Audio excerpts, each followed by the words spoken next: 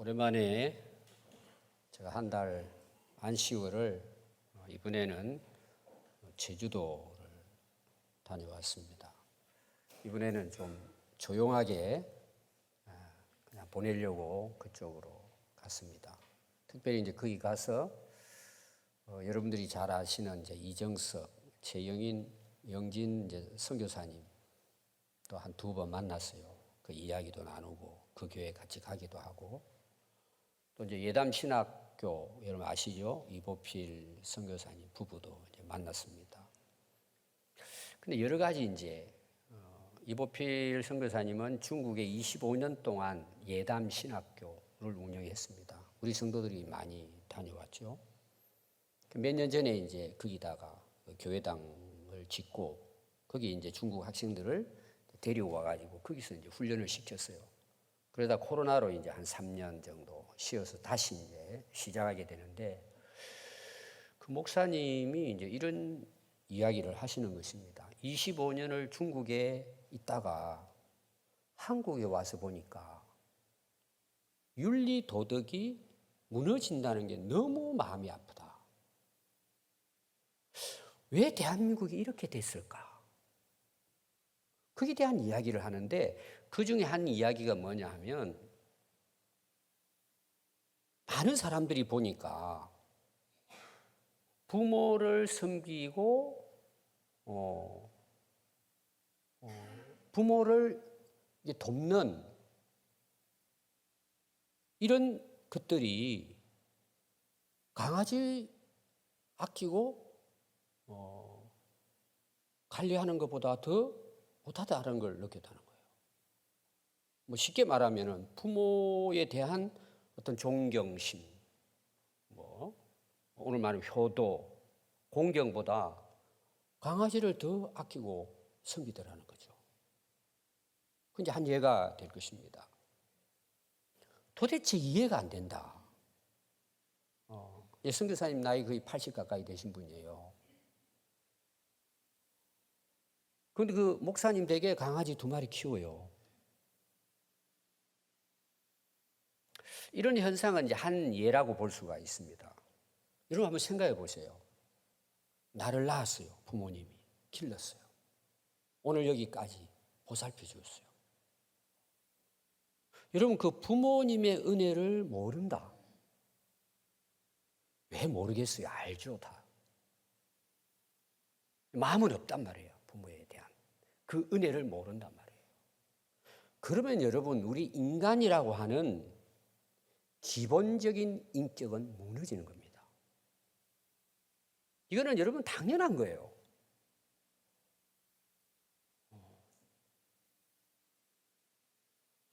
여러분 이런 사람이 어떻게 살아갈까요? 벌써 빗나간 거예요. 인생이. 기본이 안 돼 있는데 뭐가 되겠어요? 자기 인생도 어떻게 될까요? 그런 기본적인 인격이 안 돼 있으면 그 사람의 삶도 엉망이 되는 거예요. 더 큰 문제는 뭔 줄 아세요? 이런 사회가 된다고 생각해 보세요.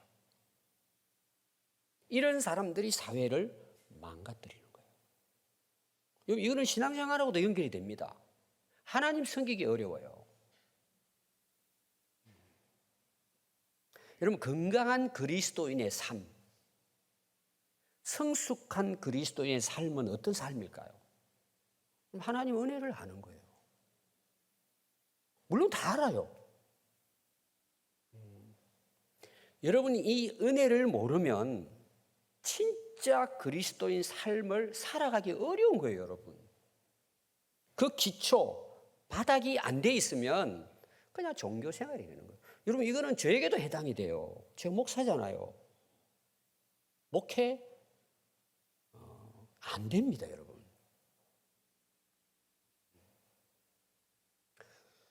요새 이제 유행되는 그 복음송이 이제 은혜에 대한 복음송입니다. 복음송 중에 이런 게 있어요. 은혜 아니면 살 수가 없네. 우리가 잘 부르는 이제 가사입니다. 여러분 하나님의 은혜 없이는 우리는 호흡도 할 수 없어요. 한 순간도 살아갈 수 없습니다. 그는 예수 믿는 사람이나 안 믿는 사람이나 똑같습니다. 그들은 모를 뿐이에요. 우리는 알잖아요. 또 송경민 목사님 지었던 은혜, 이거는 우리 코로나 기간 동안에 거의 대부분 교회와 성도들이 유행가처럼 불렀던 복음성입니다. 제가 간단하게 그 가사만 여러분들에게 읽어드리겠습니다. 내가 지나왔던 모든 시간이, 내가 걸어왔던 모든 순간이, 내가 누려왔던 모든 것들이, 내가 지나왔던 모든 시간이 당연한 것이 아니라 은혜였소. 내가 이 땅에 태어나 사는 것, 내가 하나님의 자녀로 살며 오늘 찬양하고 예배하는 삶, 복음을 전할 수 있는 축복이 당연한 것 아니라 은혜였소. 모든 것이 은혜, 은혜, 은혜, 한없는 은혜. 내 삶에 당연한 것 하나도 없었던 것을 모든 것이 은혜, 은혜였소. 아멘. 모든 게 은혜죠. 여러분, 모든 것은 믿는 사람이나 안 믿는 사람이나 현재 우리는 그 하나님의 은혜로 살아가고 있습니다. 하나님의 은혜라는 것은 그건 당연한 겁니다. 그런데 오늘 제가 말씀드리려고 하는 내용이 뭐냐? 그 은혜가 뭘까라는 내용이에요. 정말 성경이 말하는 은혜, 하나님이 우리에게 주시고자 원하는, 오늘 모든 세상 사람들에게 주시기를 원하는 은혜가 뭘까라는 거예요. 여러분, 성경에는 은혜, 복 많이 나옵니다. 우리가 진짜 그리스도인이라면 우리가 누려야 할 은혜가 뭘까라는 거예요. 여러분들이 아마 항상 기도하면서 하나님의 은혜를 구할 거예요. 하나님 은혜 주십시오. 자, 앞에서 제가 이야기했죠. 모든 게 은혜예요. 은혜 아닌 게 하나도 없어요. 여러분, 이 사실을 믿으시죠? 근데 진짜 하나님이 주고자 하는 은혜가 뭐냐는 거예요.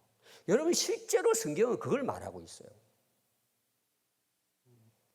오늘 그래서 여러분 읽은 말씀을 보시면은 사도행전 20장 22절부터 이제 24절 오늘 말씀을 제가 읽었습니다.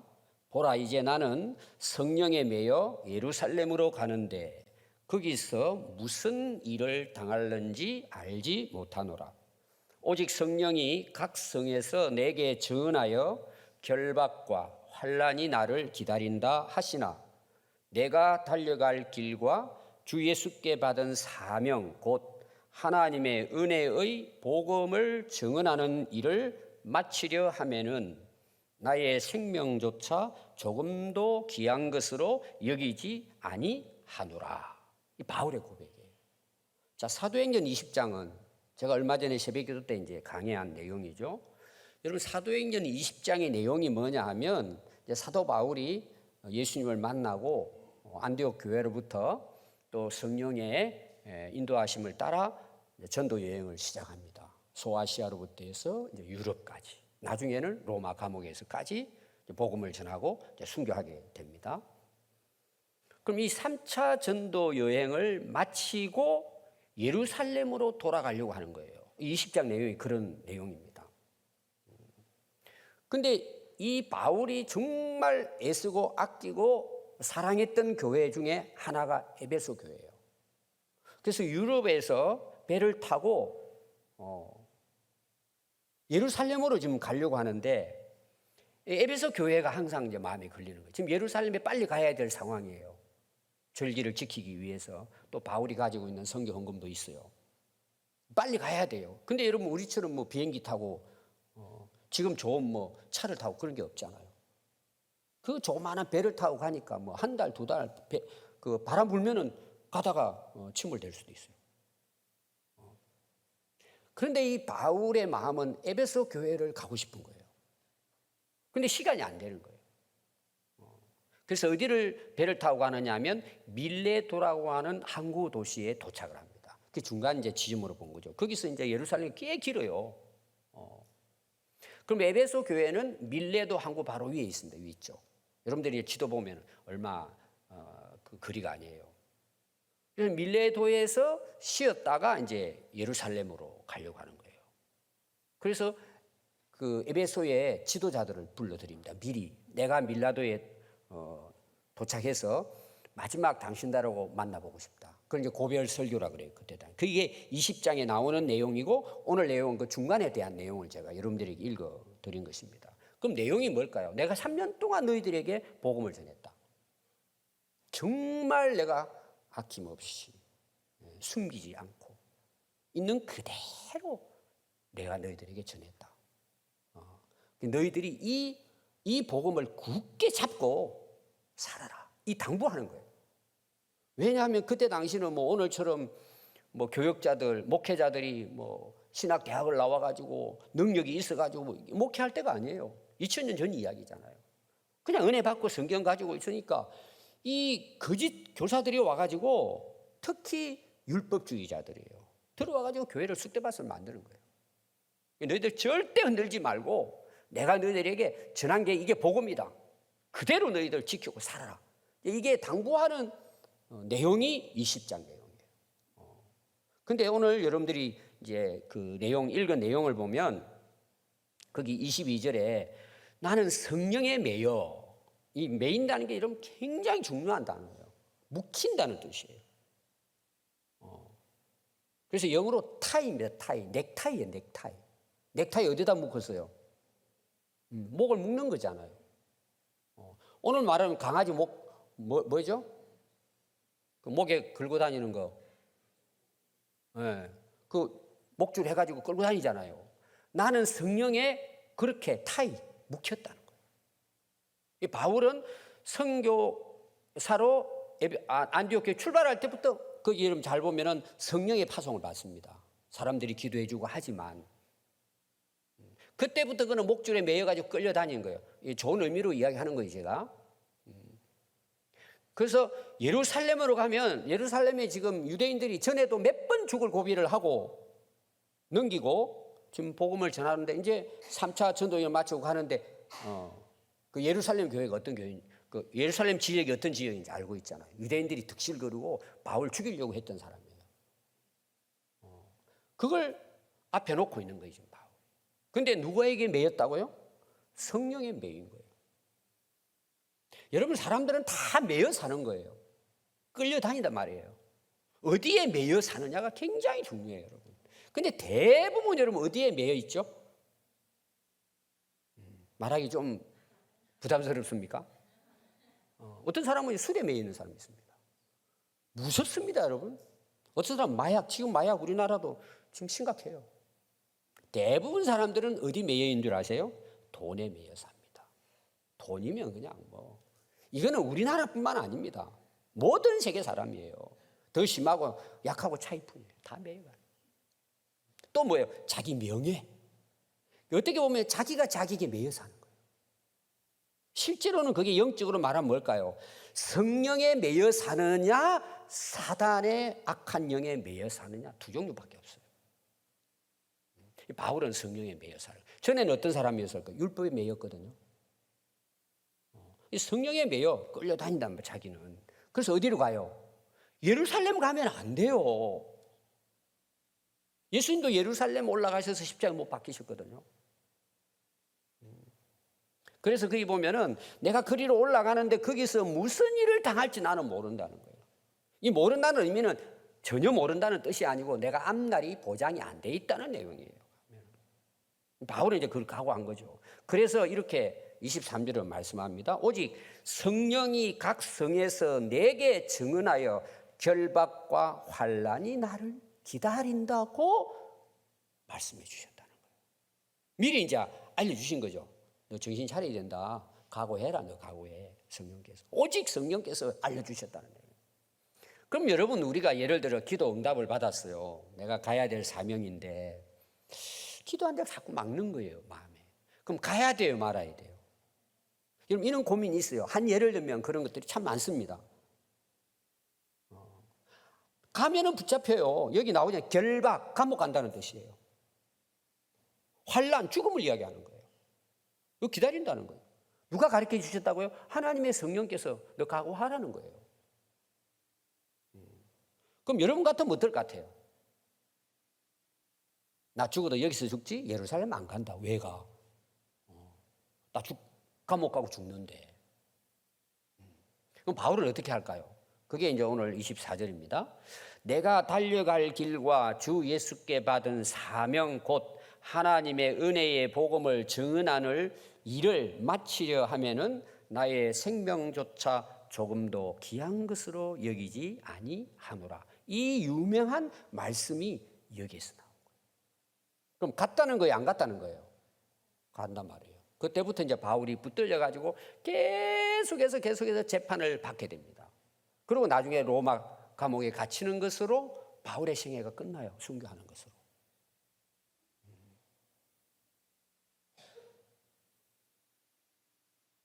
자, 오늘 여러분 첫 번째 우리가 볼 수 있는 내용이 뭐냐 하면 내가 달려가야 할 길이에요. 바울이 오늘 말씀하죠. 내가 달려갈 길이에요. 바울은 자기가 가야 할 길을 아는 거예요.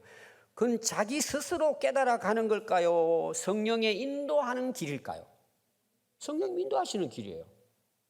출발부터 그러잖아요. 출발부터. 여러분 우리가 살아가는 이 세상에는 두 길이 있습니다.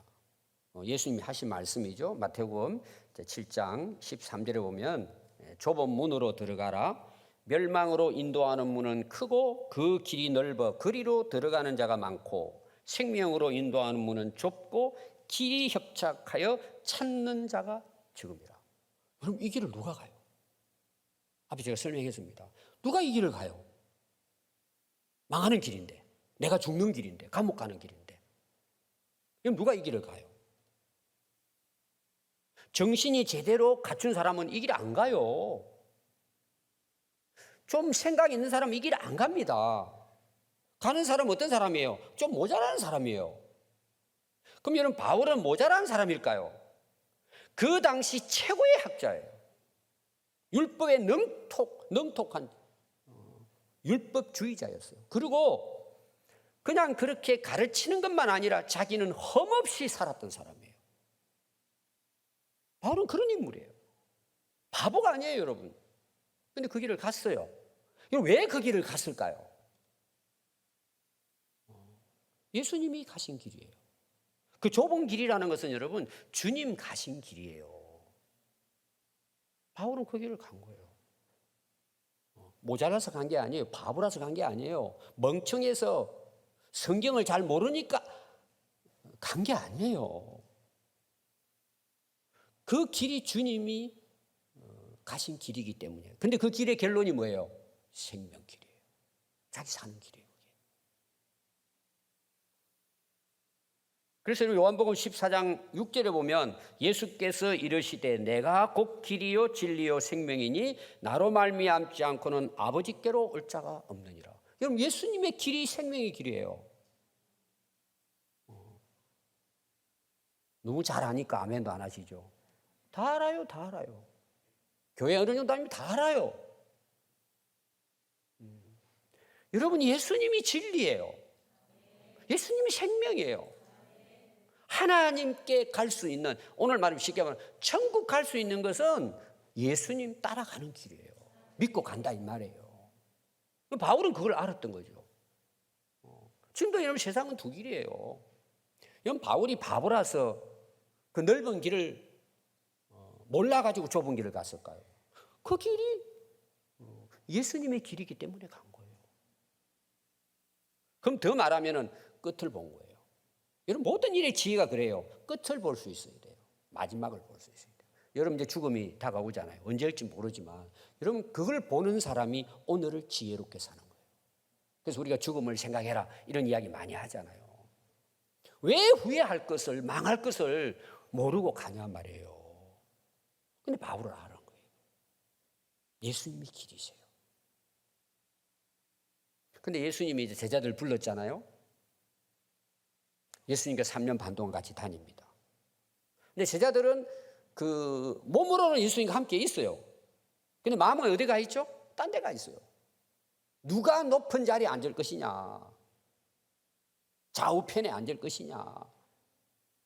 그래서 배도 버리고 건물도 버리고 사업도 내려놓고 예수님이 왕 되면 내가 한 자리 하겠다 이거죠. 그 여러분 버리는 게 쉽지 않습니다. 여러분들도 고민하는 사람도 많을 거 이게 아니라고 알아요. 그래도 가는 거예요. 왜? 묵혀버렸으니까. 여러분 어려운 거예요 이게. 성령 받지 않으면 이건 어려운 거예요 여러분. 그럼 예수님이 뭐라 그랬어요? 너희들 날 따라오려거든. 예수님이 하신 말씀이에요. 베드로가 또 그 예수님 그 십자가에 돌아가신다니까 만류하고 그러면서 예수님께서 사탄아 물러가라 그러고 나온 말씀이에요. 너희들 진짜 나를 따라오려고 하느냐? 따라온다는 건 뭐예요? 예수님이 길을 간다는 이야기예요. 자기를 부인하면 하지 않으면 안 된다는 거예요. 그냥 겉으로만 따라간다. 그럼 바울은 어떠했을까요? 바울은 여러분 자기를 부인합니다. 그리고 자기 십자가를 지고 예수님의 길을 갑니다. 그게 갈라디아서 2장 20절에 나와요. 나는 그리스도와 함께 십자가에 못 박혔다는 거예요. 죽었다는 거예요. 그런즉 이제는 내가 사는 것이 아니고 내 안에 계신 예수 그리스도께서 내 안에 계신대요. 그래서 내가 이 육체를 가지고 이 땅에 살아가는 것은 나를 사랑하사 나를 위하여 예수님이 십자가에 돌아가셨다는 거죠. 나 대신 돌아가신 하나님의 아들을 믿는 그 믿음 안에서 나는 살고 있다는 거예요. 자기는 죽었다는 거예요. 또 고린도서 15장 31절에 보면 형제들아 내가 그리스도 예수 우리 주 안에서 가진 바 너희에 대한 나의 자랑을 두고 단언하노니 나는 날마다 죽노라. 여러분 왜 그런 줄 아세요? 여러분 은혜 받은 경험들이 있을 거예요. 길게 가는 사람은 한 달, 좀 더 길게 가는 사람은 뭐 3개월, 1년 가기도 어려워요. 그 은혜가. 여러분 얼마나 많은 은혜를 경험했습니까? 근데 쉽게 잊어버립니다. 그래서 우리가 어떻게 해야 될까요? 날마다 깨어있는 것밖에 방법이 없어요. 바울은 그걸 아는 거예요. 바울도 삼청전까지 갔다 온 바울도 날마다 자기를 십자가에 못 박았다는 거예요. 날마다. 여러분 내 안에 있는 이것이요 이 땅에 살아가는 동안은요 조금만 뭐 잘되고 뭐 되면은 불쑥 올라옵니다. 저도 마찬가지예요 여러분. 날마다 십자가에 자기를 못 박는 거예요. 날마다 죽는다.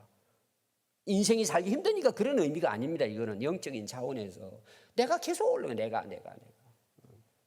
여러분 이거 다스리지 않으면요 주님 가신 길 가기 어렵습니다. 여러분 말은 다 쉽게 하죠. 그리고 알아요 다. 근데 다 피해가잖아요. 선한 사마리아 이야기 나오잖아요. 지도자들이 피해가요. 피해간다니까요.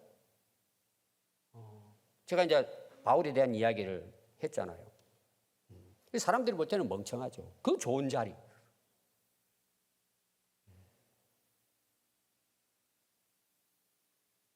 그래서 빌립보서 3장 7절에 보면요. 그러므로 무엇이든지 내게 유익하던 것을 내가 그리스도를 위해 다 해로 여겼다는 거예요. 이게 내게 해가 된다. 왜 해가 된다 했을까요? 예수님 따르는 길을 가는데 이거는 방해거리다. 방해거리. 이런 거예요. 또한 모든 것을 해로 여긴 이유가 뭔 줄 아세요? 주 예수 그리스도를 아는 지식이 내게 가장 훌륭하기 때문이다. 예수님을 알고 따르는 것이 가장 멋진 인생이다. 너무너무 영광스러운 인생이다. 이거는 그것과 세상에 가진 것과는 비교할 수 없다는 거예요. 바울의 고백이죠. 그래서 내가 그를 위하여 모든 것을 잃어버렸대요. 잃어버렸다는 건 버렸다는 뜻이 아닙니다. 제가 늘 이제 강조하잖아요. 배설물처럼 여겼다는 거예요. 배설물, 여러분 배설물 버리잖아요. 그는 바울이 이야기하는 것은 내가 그 쓸모없다는 차원이 아닙니다, 여러분. 그 모든 것은 내가 주님을 위해 따른다면 그 모든 것은 뭐예요? 주님을 위해 살아가는 거죠. 여러분 이게 분리될 수 있습니까? 자, 여러분 결혼을 합니다. 요새 이제 결혼 풍경은 좀 다르더라고요. 뭐 주례도 자기들끼리 해버리고 뭐 이런 식으로 하는데, 여러분 결혼에 가장 중요한 게 뭐예요? 신랑 신부 아닙니까? 그럼 지금 우리는 어때요? 조건 찾잖아요. 그렇게 난리치면서 뉴스 나오면서 연예인들 뭐 그냥 뭐 부케 하나가 3천만 원짜리 뭐 그러면서 뭐 금반지에다가 다이아몬드 하나가 뭐 5억짜리 그러면서 막 난리 치잖아요. 어떤 사람은 6개월도 못 가요. 뉴스거리에 계속 나와요, 그게. 저는 왜 그런 걸 내는지 모르겠어요. 좀 아름다운, 좀 가난하게 살아도 서로 사랑하고 아름답게 살아가는 이런 것들을 좀 뉴스를 많이 내면 되는데, 그렇게 멋있게 결혼했다가 이혼합니다. 성격이 안 맞아. 이렇게 다 나오잖아요. 근데 실제로 여러분 그런 거예요. 진짜 중요한 뭐예요? 내 자신이에요. 신랑 신부예요. 이 관계가 깨지면 다 깨지는 거예요. 바울은 예수님과 그런 삶을 살아갔기 때문에 이런 것들이 혹시 방해가 될까 봐 배설물처럼 가치를 다운시켰다는 거예요. 알았다는 거야. 가치를 알았다는 거예요. 예수님의 가치와 세상 것의 가치를 확실히 안 거예요. 우리가 이런 말씀 들리면 여러분 안 찔립니까? 회개가 안 나옵니까? 그렇게 살고 있으면서 여러분 해가 된다니까요. 그건 나중에 가면 배설물이라니까요. 남는 게 없어요. 썩어 없어지는 거예요. 내 몸도 썩어 없어지는데 여러분 몸 아무리 가까워봐요. 썩어 없어지잖아요. 가치를 알았단 말이에요. 영원한 것이 뭔지, 잠시 있다가 끝나는 게 뭔지 알잖아요. 제가 어제 저녁에 미국에 어떤 그 사람 간증을 듣고 잤는데 다 뻔한 인생을 사는 거예요. 참 엄청난 사람이더라고. 죄를 짓는데도 엄청난 사람이고 변화된 역사도 엄청난 하나님의 은혜 가운데 변화가 되더라고요. 그래서 하나님 지금도 살아계시고 그 사람 딱 그걸 발견하고 난 다음에 제가 뭐 자기가 사는 그 마을 이름은 잘 모르겠는데 오늘 유효로 봅시다. 무조건 나가서 전도했다는 거예요. 안전할 수 없다는 그 집안 사람들 친구들이 전부 다 미쳤다고 상대를 안 해준다는 거예요. 병원에 가보라고 정신 이상자라고. 제가 며칠 전에 누가 미쳤느냐 설교 제가 했잖아요. 바울이 미친 사람이잖아요. 왜? 아니 세상에서는 이게 전부 다 가치인데 배설물 여의니까. 여러분 내가 주님을 따라가면은요 모든 것들은 예수님과 같이 비교가 안 된다는 이야기예요. 지금 바울이.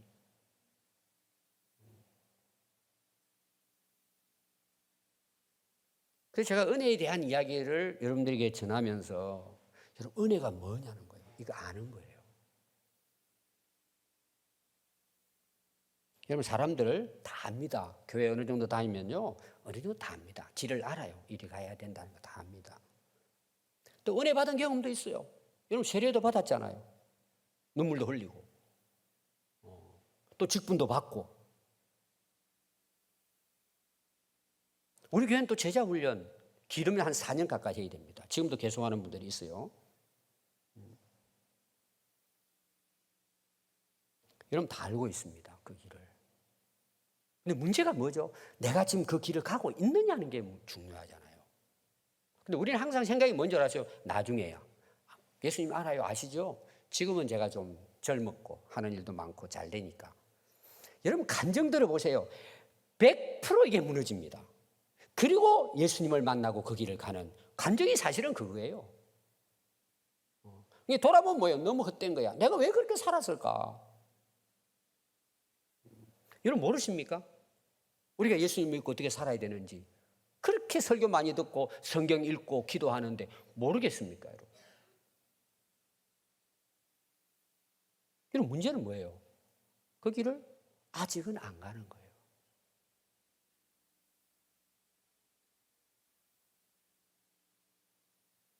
누가 그 길을 가느냐? 여러분 그게 우리 인생을 결정하는 거예요. 지금 여러분들은 어떤 길을 향해 가고 있습니까? 달려가고 있습니까? 뭘 위해 달려가고 있습니까? 고린도서 11장 1절에 보면 내가 그리스도를 본받는 자 된 것 같이 너희는 나를 본받는 자 되라. 제가 자주 또 나눈 말씀이죠. 그럼 바울은 대단한 인물입니다. 그럼 바울이 나는 대단한 사람이야 막 우쭐대 가지고는 난 너희들보다 격이 달라 너희들 그렇게 사냐? 나는 이렇게 살아. 여러분 자랑하기 위해서 이 말을 할까요? 나를 본받으라고. 아닙니다. 자기가 예수님을 본받고 사니까 너무 좋은 거예요. 이런 뜻이에요. 너무 좋은 거예요. 그리고 좋은 것이 아니죠. 이게 진짜죠. 그럼 맞아요, 틀려요? 우리가 예수님 본받고 사는 게 신앙생활이잖아요. 바울이 그렇게 사니까 너무, 오늘 말하면 너무 행복한 거예요. 야, 이건 정말 영광스러운 일이다. 그게 하나님의 역사가 또 일어나잖아요. 바울 가는 거고, 바울이 하는 게 아니잖아요. 성령께서 다. 야, 진짜 매일매일 하나님의 살아계심을 경험하는 거예요. 너무 좋잖아요. 예수님 따라가니까. 아멘. 여러분, 그런 분들 많으실 거예요. 내가 진짜 우리 가족 중에 내가 예수 믿게 된 게 너무, 그러니까 가족들이 뭐예요? 예수 믿으라고. 그래서 오늘 저는 우리 성도들이요, 바울처럼 예수님을 본받고 그 본받고 살았던 바울을 본받았으면 좋겠어요. 그래서 거기서 끝나는 게 아니라 내가 예수님을 본받은 것처럼 바울이 너희들은 나를 본받으라고 우리 가족들에게 말할 수 있는 우리 성도들, 우리 자녀들에게 자신 있게 아빠를, 엄마를 본받아라. 우리 이웃들에게, 또 우리 성도들에게, 집사님 내가 이렇게 사니까 너무 좋다. 이런 거 좋다. 그래서 나 때문에 다른 사람도 나를 본받고 예수님을 따라가도록 하는 우리 인생이 된다면, 여러분, 그게 성공한 인생이에요. 돈 좀 벌었다고, 뭐 좀 출세했다고. 그 은혜 받은 사람들을 간증할 때 이제 그런 거 내세우는 사람도 많은데, 그 은혜의 한 부분이 되겠죠. 그럼 진짜 뭐예요? 아까도 이야기했죠. 내 자신이 어떠하냐는 거예요. 지금 예수님을 따라가고 있느냐는 거예요. 그래서 사람들이 보고, 야, 난 저분처럼 살아야 되겠다. 이게 세상의 빛이에요. 여러분, 자녀들에게 그런 부모 되시기 바랍니다. 여러분, 직장에서나 이웃에서 나처럼 예수 믿으세요. 자, 아까 이야기했죠. 내가 훌륭합니다. 이런 차원이 아닙니다. 예수님 따라 예수님과 함께 사는 게 너무 좋다는 거예요. 보이잖아요. 여러분, 보이잖아요. 멸망의 길이 보이잖아요. 생명의 길이 보이잖아요. 이게 살 길이다. 예수님의 길이다. 얼마나 멋진 인생이에요. 영원한 인생이죠. 여러분, 이게 성공이에요. 아멘. 그래서 두 번째 내용이 뭐냐? 주 예수께 받은 사명이에요. 그게 뭐예요? 내가 지금 가는 길이에요. 바울은 자기가 이 땅에 태어난 이유, 예수 그리스도 안에서 자기를 부르시고 택해 주신 이유를 아는 거예요. 그게 자기 사명이에요. 여러분, 사명을 아는 사람만큼 인생을 당당하게, 자신 있게, 행복하게, 감사함으로 사는 사람 없어요. 내 사명을 알았잖아요. 그럼 바울이 사도된 것이 자기가 원했을까요? 계속 제가 강조하죠. 갈라디아 1장 1절을 보면 이렇게 나와요. 사람에게서 난 것도 아니요 사람으로 말미암은 것도 아니요 오직 예수 그리스도가 그를 죽은 자 가운데 살리신 하나님 아버지로 말미암아 사도된 바울은 소개해요. 자기가 원한 게 아니에요. 여러분, 사명은 내가 가지는 게 아니에요. 그분이 주시는 거예요. 명령이에요. 이렇게 살으라고 맡겨주신 거예요.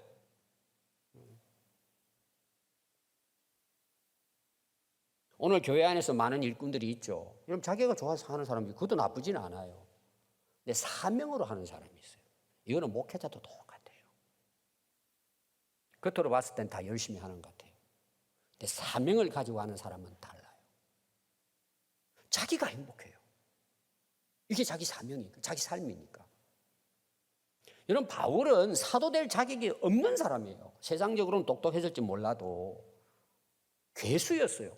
핍박자 중에서도 최고의 괴수였어요. 죄인 중에 죄인이었어요. 하나님이 보셔도 바울은 지금까지 살아온 이 악한 짓을 볼 때는 하나님이 사도로 시킬 수가 없는 사람이에요. 자격이 없어요. 유대인들이 봤을 때도요,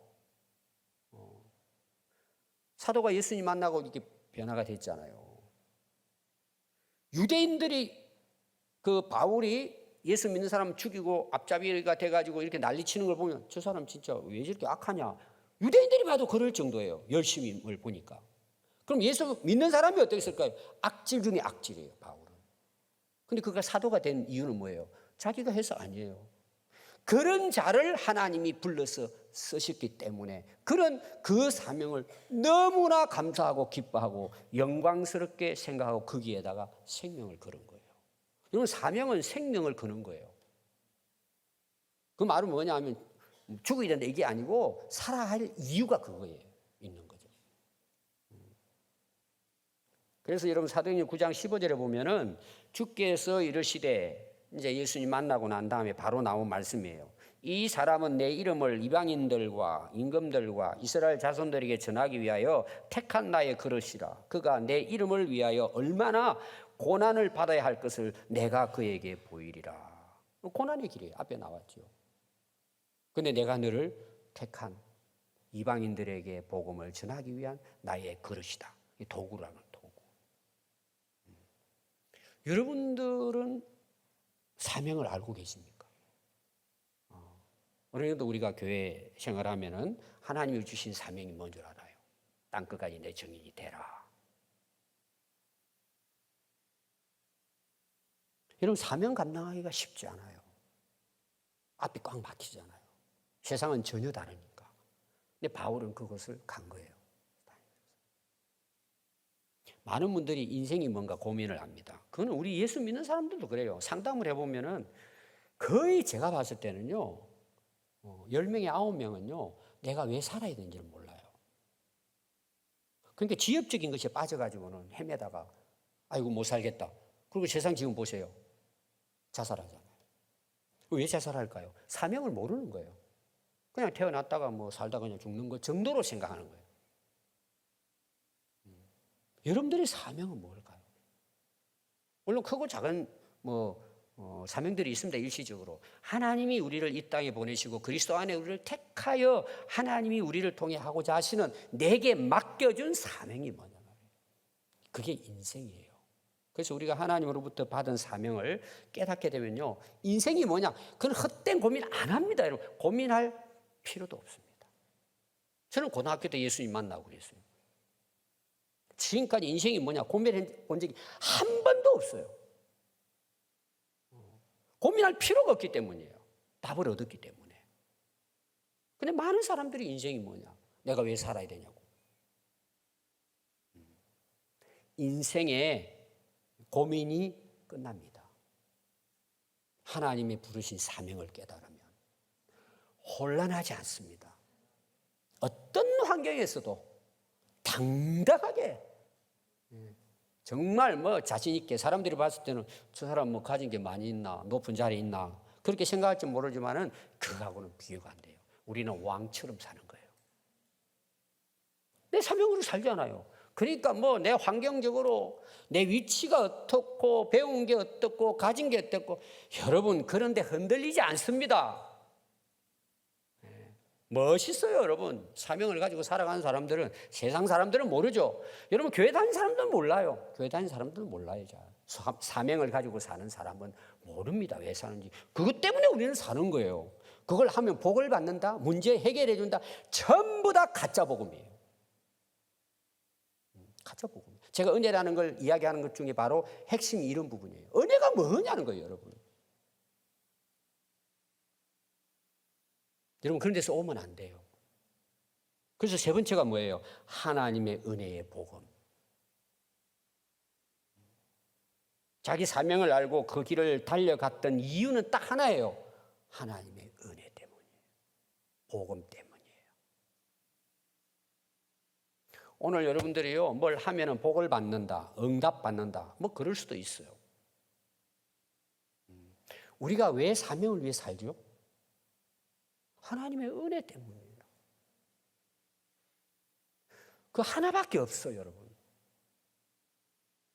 이건 저에게도 해당돼요. 네 왜 목회하냐? 오늘 제가 예배 인도하고 설교하잖아. 너 왜 설교하냐? 하나님 은혜 너무 큽니다.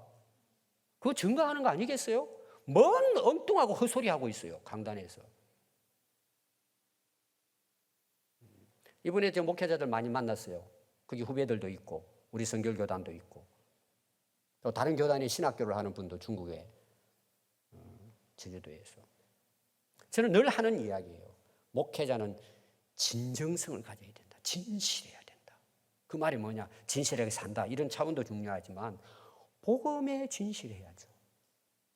근데 왜 교회 부흥되는 것 때문에 인기를 얻기 위해서 왜 사탕 발림하냐 말이에요. 그래서 교회가 죽는 거예요. 신자들이 죽는 거예요. 삶이 변화되는 거예요. 한국 교회가 세상으로부터 짓밟히는 거예요. 복음이 능력이에요. 이 하나님의 은혜가 능력이란 말이에요. 바울을 바울되게 했단 말이에요. 그 사명을 끝까지 목숨 걸고 지키게 한 것이 하나님의 은혜 때문이었단 말이에요. 여러분, 은혜가 뭡니까? 로마서 3장 24절에 보면 그리스도 예수 안에 있는 속량으로 말미암아 하나님의 은혜로 값없이 어렵게 된 거예요. 이보다 더 큰 은혜 있을까요? 고린도서 15장 10절에 보면 그러나 내가 나 된 것은 하나님의 은혜로 된 것이니 내게 주신 그 은혜가 헛되지 아니하여 내가 모든 사도보다 더 많이 수고했다는 거예요. 내가 한 것이 아니요 오직 나와 함께 하신 하나님의 은혜로라. 그는 생명을 걸고 고난 가운데 복음을 전했잖아요. 왜 그렇게 했다는 거예요? 내가 잘나가지고 힘과 능력이 있으니까? 내가 왜 그렇게 더 많이 수고했다는 거예요? 하나님의 은혜가 너무 크기 때문이라는 거예요. 여러분, 이게 진짜 신앙이에요. 은혜 때문이에요. 다른 것이 들어가면 그건 전부 다 뭐예요? 냄새가 나요. 제가 우리 교회당 처음 지어놓고 들어올 현관문 양쪽 사이에 유리문에다가 썬팅으로 두 글자를 딱 썼습니다. 지금 이제 벗겨져가 잊어버렸는데 두 가지 썼어요. 여러분 기억하십니까? 설교도 제가 했어요. 사랑 때문입니다. 한쪽은 은혜 때문입니다. 내가 그것 때문에 사는 거예요. 한번 따라해 볼까요? 사랑 때문입니다. 은혜 때문입니다. 그것 때문에 내가 죽도록 충성하는 거예요. 단 한 가지 이유, 목적도 없어요.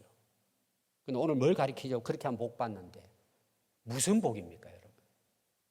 자명도 모르고 사는데 무슨 복이에요, 여러분? 그러면은 제일 돈 많은 갑부들 불러가 하나님 일하시죠. 착각하는 거예요. 하나님이 하시는 거예요. 누굴 통해? 은혜 받은 자를 통해. 이 바울은 딱 하나예요. 하나님의 은혜로 됐고 내가 죽도록 더 봉사하는 것은 뭐 잘난 것이 아니고 나는 받은 은혜가 너무 크기 때문에 그렇게 산다는 거예요. 그러니까 여러분, 은혜가 잊어버리면요 신앙생활은 그냥 주일날 한 번 봐서 예배드리고 끝나는 거예요. 삶이 바뀌지질 않아요, 여러분. 그래서 에베소서 3장 7절에 보면요, 이 복음을 위하여 그의 능력이 역사하시는 대로 내게 주신 하나님의 은혜의 선물을 따라 내가 일꾼이 됐다는 거예요. 여러분, 하나님의 일을 하는데 왜 해요, 여러분? 목사 왜 해요, 여러분? 선교사 왜 해요, 여러분? 전부 다 답은 하나예요. 내게 주신 은혜가, 하나님 은혜가 너무 큰 거예요. 깨달으면 깨달을수록 주를 위해 충성하는 거예요. 그걸 하나님이 받으시는 거예요. 그러니까 여러분, 자기 자랑할 수 있어요? 공로, 여러분 교회소에 공로패를 주는지 모르겠어요. 제가 늘 이야기하잖아요. 우리 교회는 그런 거 없어요. 그게 은혜인데 무슨 공로예요? 그래서 저는 이해가 안 되는 거예요, 우리 기독교가. 뭐 단체 하면 꼭 공로패를 줘요. 물론 뭐 사람이 사람끼리 할 수 있다고 저는 개인적으로 그 인정할 수가 없어요. 뭔 공로패예요, 여러분.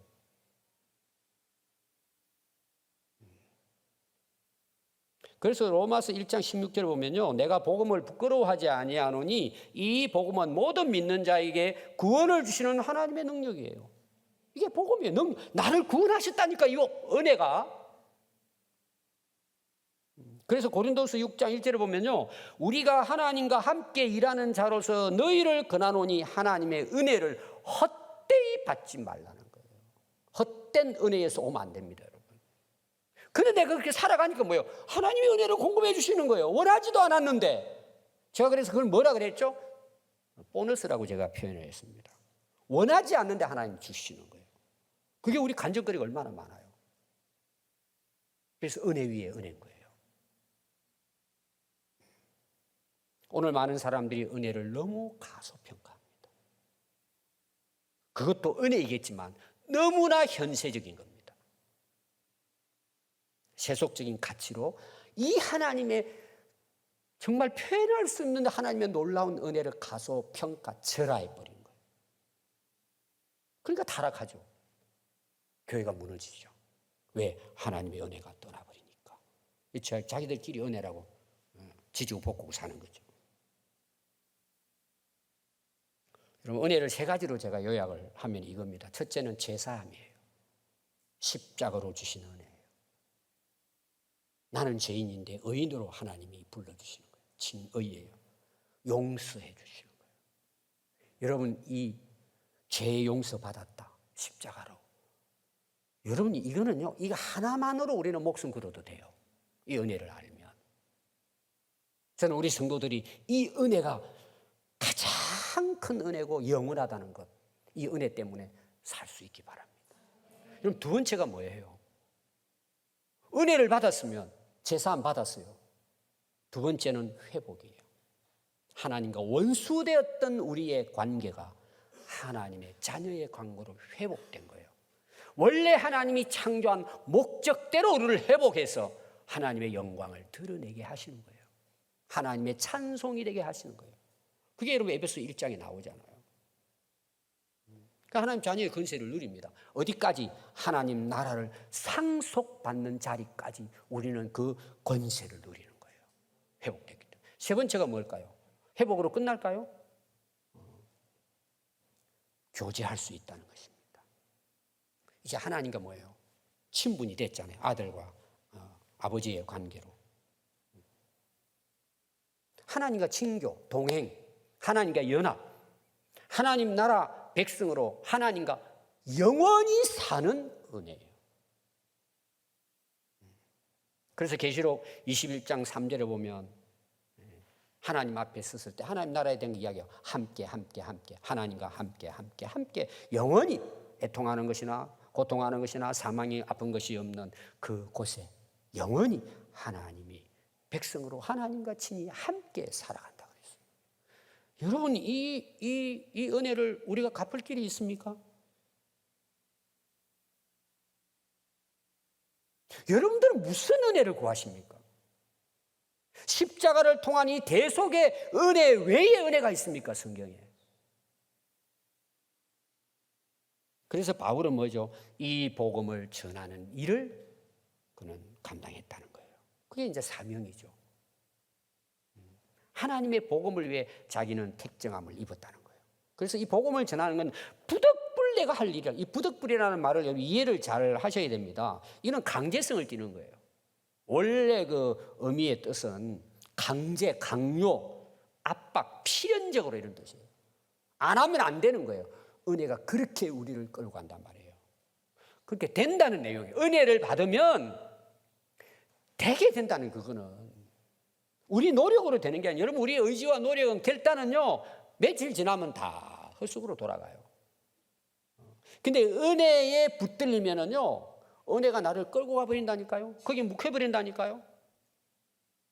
안 할 수가 없는 거예요. 여러분, 신앙생활을 엉터리로 할 수가 없어요. 여러분, 딴 길로 갈 수가 없어요. 못 가게 한다니까. 이 은혜가 내 안에 넘쳐나기 때문에. 그러니까 세상 사람들이 보면 미쳤죠, 그게.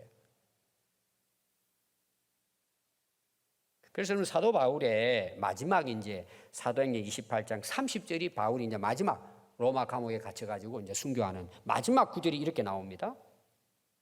바울이 온 이태를 자기 셋집에 머물면서 자기에게 오는 사람에게 다 영접하고 하나님의 나라를 전파하며 주 예수 그리스도에 관한 모든 것을 담대하게 거침없이 가르치더라 하고 인생 딱 끝납니다. 그 이유가 어떻게 됐는지, 왜 사명을 위해 살다 가는 거죠. 바울은 그것으로 끝이에요. 여러분, 이렇게 살다 가는 게 얼마나 멋있어요. 그 사람이 대단하냐 어떠하냐, 여러분, 그 전부 다 휴지통에 들어갑니다. 여러분, 그런데 매일 거 없어요. 복음 전하다 그냥 주님 부르면 아멘하고 가면 되는 거예요. 얼마나 멋진 인생이에요. 안 그렇습니까? 딱 놀다가 즐기다가 마지막 때 예수 믿고 가겠다. 여러분, 그런 일은 절대 일어나지 않습니다. 쏘면 안 됩니다. 여러분, 지금입니다. 그래서 뭐라 그래요? 나의 생명조차 귀한 것으로 여기지 않는다. 이 말은 뭐냐? 생명 필요 없다는 게 아니라 내가 살아야 할 이유라는 거예요. 내가 오늘 여기에 숨쉬고 있는 이유라는 거예요. 오늘 제 말씀이 길어지는데 오늘이 우리 전국 교회의 순교자 주일이에요. 우리는 순교자 그러면 감탄하죠. 감동받고 은혜 받았다 그래요. 여러분, 기념일이 아닙니다. 너희도 순교자의 길을 따르라는 거예요. 여러분, 죽는 것만이 순교가 아닙니다. 내가 지금 주님의 사명을 위해 사는 그 자체가 순교의 길이에요. 여러분, 계속 그 길로 살아가시겠습니까? 아니면은 주님의 길을 따르고 바울이 살았던 내가 갈 길, 사명의 길, 복음을 전하는 이 은혜의 복음을 전하는 일을 위해 내 삶을 살겠다. 여러분, 어떤 길을 가기를 원하십니까? 우리 교회에요, 세계적으로 유명한 졸업식이 있습니다. 우리 어린이집 졸업식 할 때요, 마지막 졸업생들이 암송하는 구절이 오늘 사도행전 20장 24절입니다. 다 암송합니다. 나와가지고. 우리 오늘 24절 한번 암송하고 말씀을 마치도록 하겠습니다. 같이 한번 읽겠습니다. 시작. 내가 달려갈 길과 주 예수께 받은 사명 곧 하나님의 은혜의 복음을 증언하는 일을 마치려 하면은 나의 생명조차 조금도 귀한 것으로 여기지 아니하노라. 아멘. 이게 여러분, 자기를 살리고 자식들을 살리고 가정을 살리고 교회를 살리고 나라와 민족을 살리는 길입니다. 여러분, 이것이 우리의 기도가 되고 우리의 삶의 비전이 되어야 합니다. 표대를 향하여 끝까지 예수님의 부르신 이 사명의 부름의 상인 하늘나라의 상을 바라보고 오늘도 함께 달려갈 수 있기를 바랍니다. 기도하겠습니다.